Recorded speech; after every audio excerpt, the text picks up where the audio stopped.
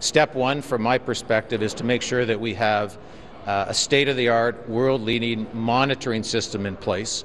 And so we've appointed these leading scientists, independent Canadians, respected Canadians in their discipline, to provide their recommendation. I want them to review the existing monitoring regime and frankly tell me whether it is, in their opinion, adequate or not, and if not, why not, and to obtain their recommendations. All of their advice will be transparent and will be publicly available. Are you worried about the Alberta government getting any backlash from the Alberta government over what looks like a federal incursion in a provincial matter? Well, I've made it very clear that this is a federal panel that's being comprised to provide advice to me as the Minister of the Environment. Certainly they will cooperate with the province. They will meet with the provincial officials, and the province has been very much involved in the monitoring regime and will have to be involved in the solutions. But at this point, as the Federal Minister of the Environment, responsible for federal jurisdiction, I want to ensure that we have an independent panel of Canada's best scientists to provide me with their advice on what a good monitoring regime would look like. Are you not doing this also, though, because there's been a whole bunch of attention paid on the oil sands, starting with Nancy Pelosi's visit with the senators, David Schindler's report, the Aboriginal people in Washington, and now James Cameron up there talking about it. I mean, are you not under a lot of pressure to show you're doing something? I'm doing this because it is in the national interest that we do this. I met with Dr. Schindler. I've read his peer-reviewed article. I've spoken to him about his criticism. I've spoken with other people. I can tell you, since I became the Minister of the Environment, I've had ongoing questions of my department about the water monitoring, how it's done, and the kind of test results that we're getting.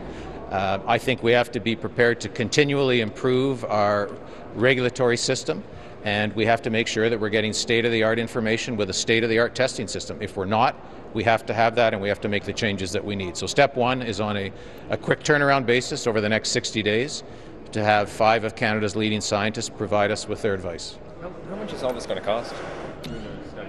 The costs are modest. The department can provide you with the cost, but essentially these are 5 scientists who will travel to Alberta. They will have to spend some time with other scientists. They'll have to meet with government representatives, and they will, on a very short timetable, provide me with their advice. I would hasten to add that they will not be resolving in 60 days all of the data disputes and the controversy that relates to existing data. That's not the purpose of the inquiry.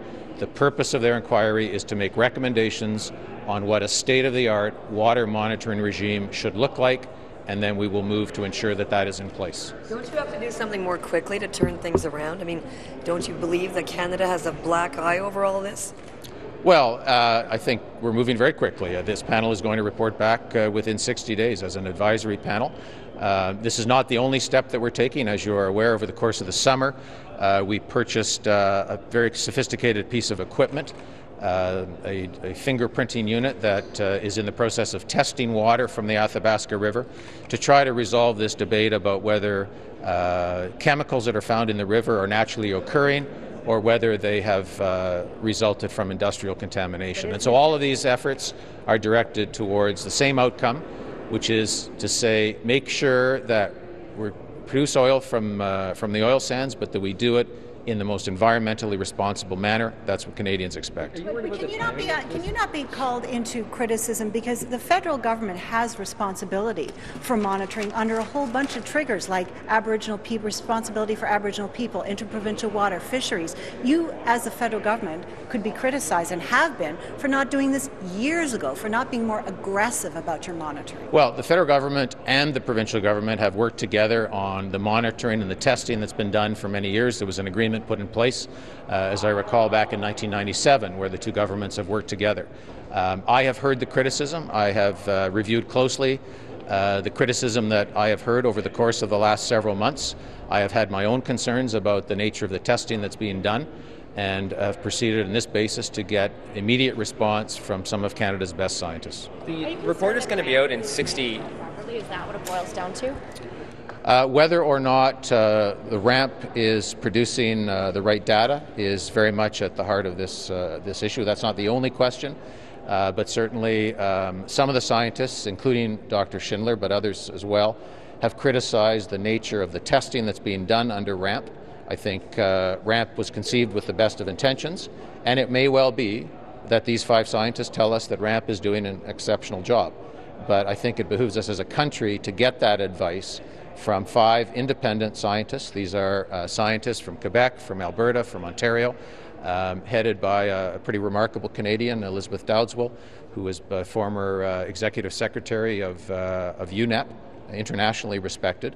And they will provide Canadians with first-class advice on whether the monitoring regime is what we need.